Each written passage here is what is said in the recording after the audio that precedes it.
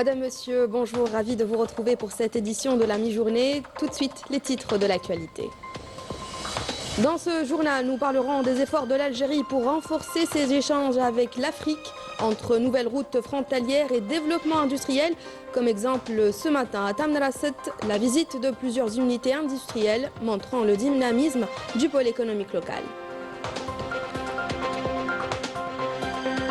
À Gaza, l'entité sioniste poursuit son agression génocidaire et l'Office de secours des travaux des Nations Unies pour les réfugiés palestiniens déclare que les habitants de la bande de Gaza vivent toujours dans des conditions désastreuses, appelant à la levée immédiate des restrictions sionistes sur l'acheminement de l'aide dans l'enclave palestinienne.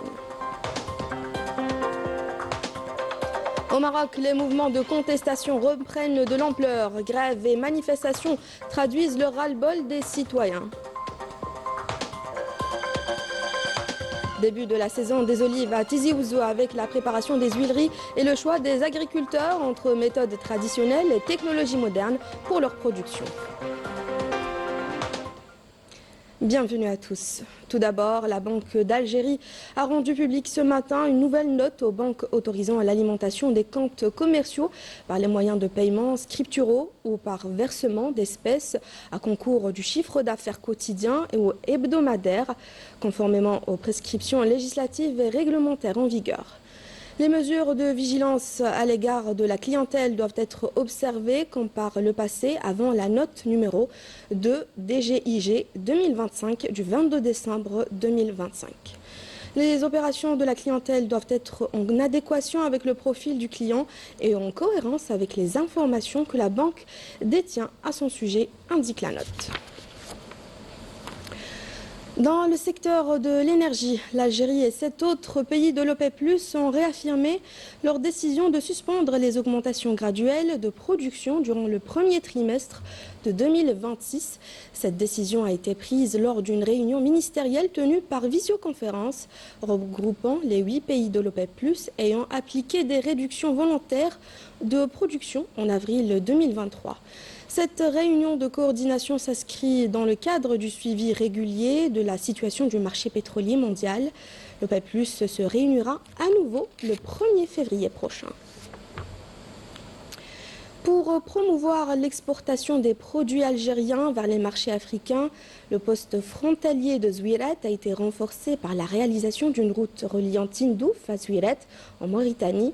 Cette initiative vise à faciliter l'activité des opérateurs économiques, à réduire les coûts de transport et à raccourcir les distances. Poste frontalier Mustafa Ben Boulaïd, une infrastructure stratégique et un portail pour le commerce algérien vers la Mauritanie et les pays de l'Afrique de l'Ouest. Cette infrastructure est renforcée par l'axe routier Tindouf-Zouirat en Mauritanie. La route Tindouf-Zouirat est stratégique. Elle facilite les déplacements et permet de raccourcir les distances. Au lieu de passer 6 jours ou une semaine sur la route, vous pouvez démarrer de Tindouf le matin et arriver dans l'après-midi. En tant que jeune diplômé universitaire, la route entre Tindouf et Zouirat nous encourage à créer des entreprises d'exportation pour aller vers les marchés africains. Cette route permettra de réduire les coûts de transport et d'augmenter le volume des échanges commerciaux entre l'Algérie et les pays africains. Nous remercions l'État pour les facilitations accordées pour les exportations. Cette route est un acquis pour l'Algérie. Cela encourage les exportateurs pour aller en Afrique. La route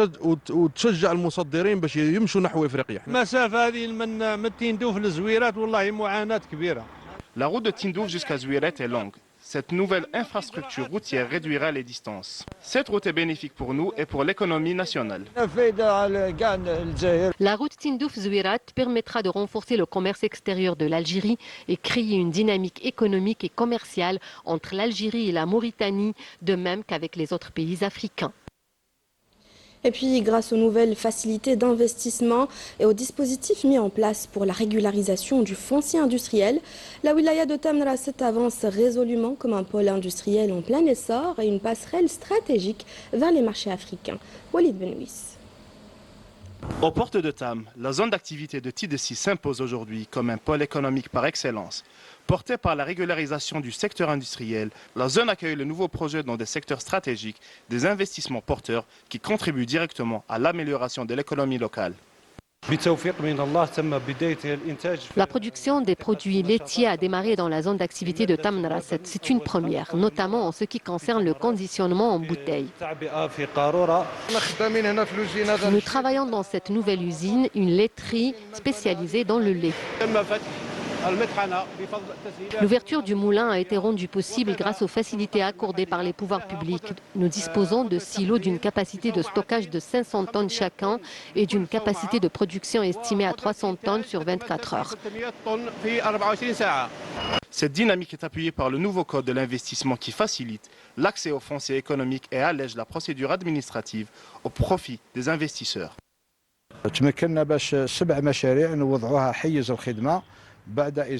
Nous avons pu mettre en service 7 projets après la levée des contraintes rencontrées par ces entreprises, en plus de certaines activités ou investissements qui nécessitaient soit un changement de leur statut juridique de base, soit une modification de leur activité, soit le passage du statut de personne physique à celui de morale.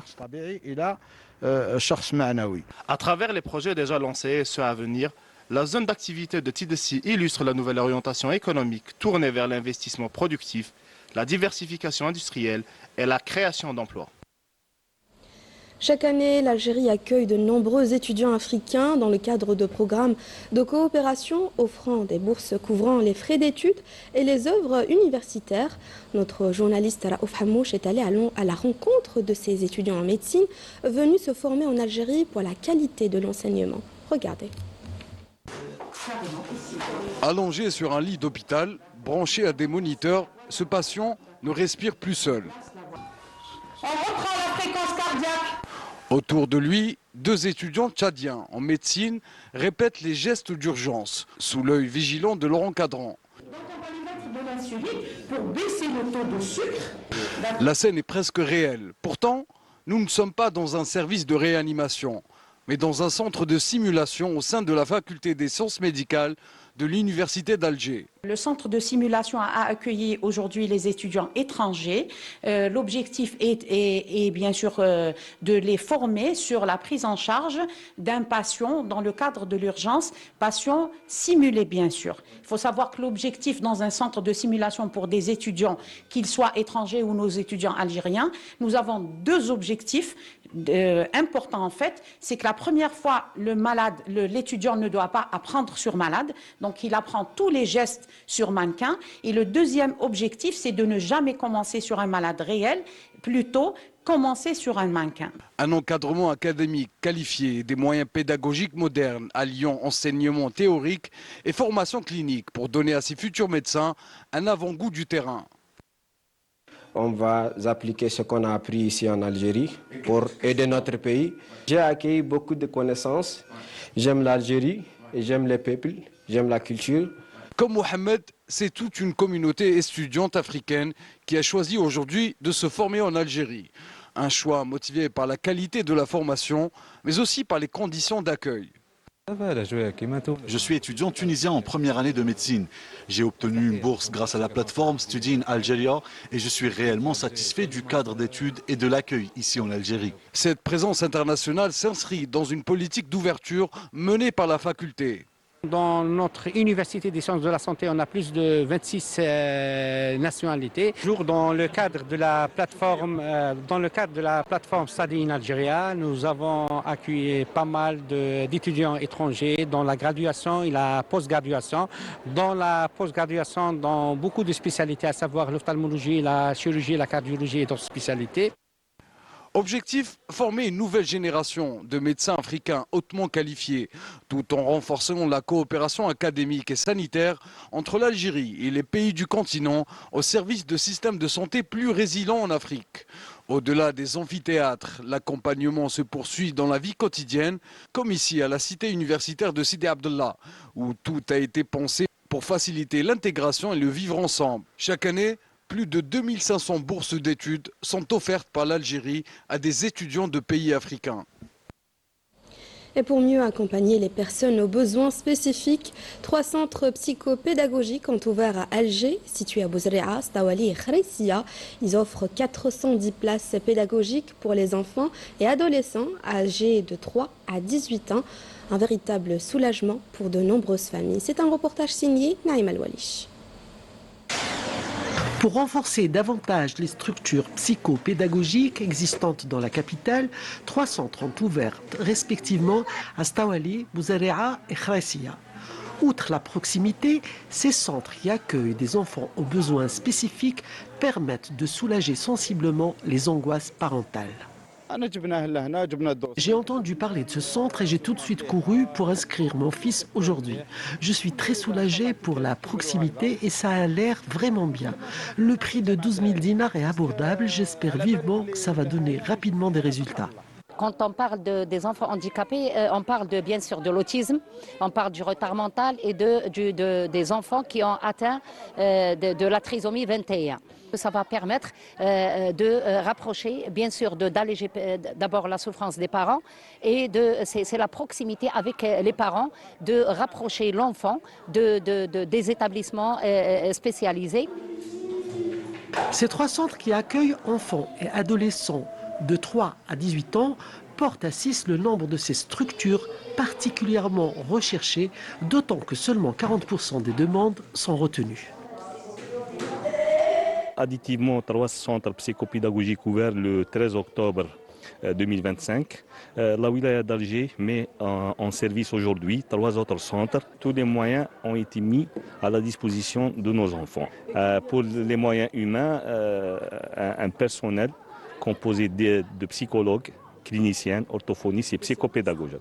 L'objectif, c'est au niveau de la wilaya d'Alger, par le biais de l'EPIC Peresco, c'est ouvrir un centre psychopédagogique au niveau de chaque circonscription administrative.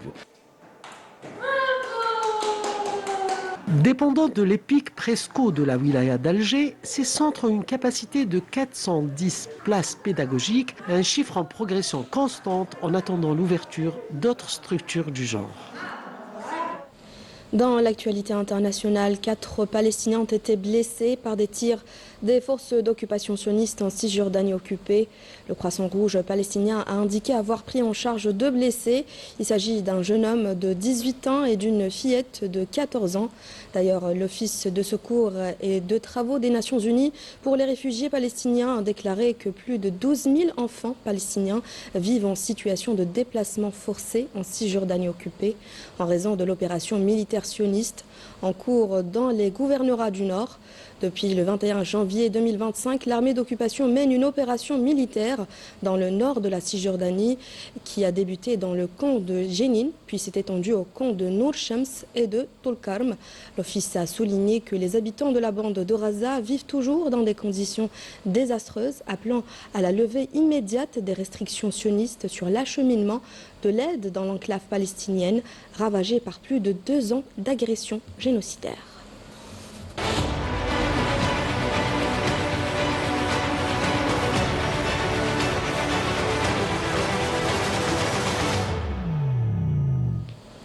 Et au Maroc, les manifestations s'apprêtent à reprendre dans un climat social de plus en plus tendu. Les avocats annoncent une grève nationale ouvrant un nouveau front de contestation, alors que le régime du Marzane maintient une crise sociale généralisée, laissant les populations des zones reculées et marginalisées privées des droits et des services les plus élémentaires. Mais Issa Bouala. Dans un contexte de crise croissante, l'association des barreaux marocains ouvre à son tour un nouveau front de contestation avec l'annonce d'une grève nationale ce mardi contre le projet de loi sur la profession qui porterait atteinte à la profession d'avocat et à ses principes, ce qui marque une étape dans l'escalade des mouvements protestataires dans un pays où les lois et les usages semblent avoir perdu leur sens. Une réalité amère bien éloignée de l'image soigneusement mise en scène par le Marzane.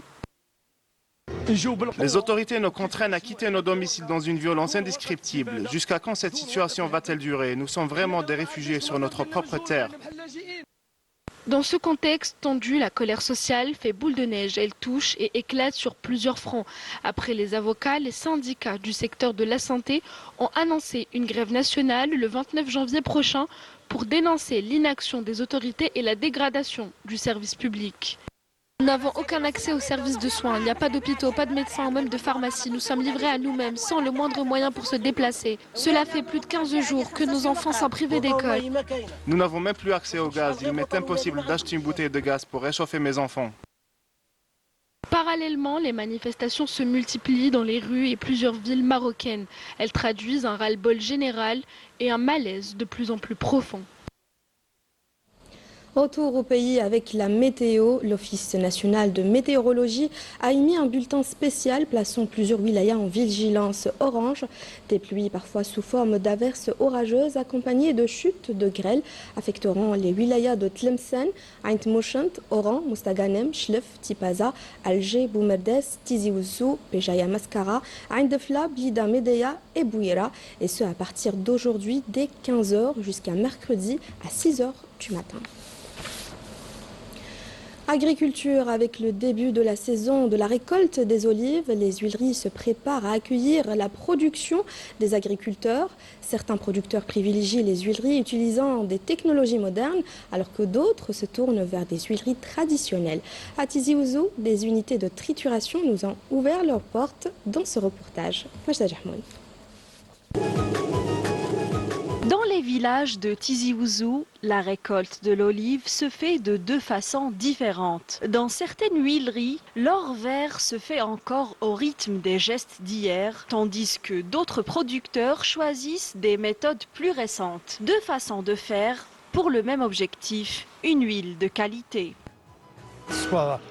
Cette année, la récolte est très satisfaisante. Pour ma part, je préfère l'huile d'olive obtenue de façon traditionnelle. Dans cette huilerie traditionnelle, la meule de pierre tourne encore lentement, héritage d'un savoir-faire transmis de génération en génération. L'odeur de l'huile est assez prononcée, c'est un signe de qualité pour les producteurs. C'est une huile miracle, c'est un médicament. Un quintal d'olive peut donner entre 10 jusqu'à 24 litres d'huile d'olive. À quelques kilomètres de là, le décor change radicalement. Machines automatisées et écran numérique. Ici, l'extraction est maîtrisée de bout en bout, permettant de produire des quantités plus importantes d'huile d'olive. 2 quintaux d'olive m'ont donné 20 litres d'huile. Nous préférons l'huilerie moderne. Nous pouvons presser jusqu'à 280 quintaux d'olive par jour. Les rendements sont abondants cette année et nous dépasserons les 12 millions de litres.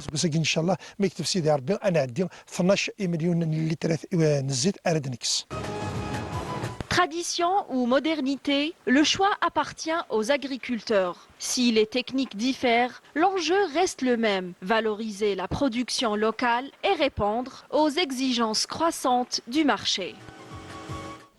C'était le journal de la rédaction. Merci à vous de l'avoir suivi. Excellente journée sur Canal Algérie. À demain.